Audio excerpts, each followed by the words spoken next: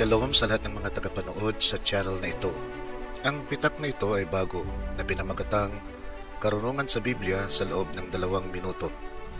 Bahagi ng pitak na ito ay gagawin din nating short, kaya't magsimula na tayo.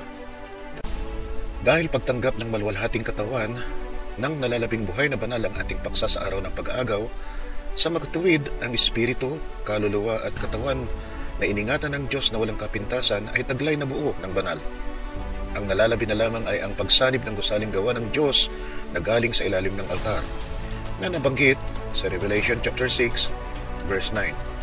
Sa isang kisap mata ay mapapalitan ang katawan ng nalalabing buhay na banal ng katawan mula sa nabubulok sa hindi na nabubulok at namamatay sa hindi na namamatay, at kasama ang mga nangamatay na banal na tumanggap din ng maluwalhating katawan na agawin sa alapaap at sasalubungin ng Panginoon sa hangin upang sa Panginoon na sila magpasawalang hanggan. Ano naman yaong ilalim ng altar? Muli, abangan ang susunod na kabanata at pagpalain tayong lahat ng ating Panginoong Kristo Jesus.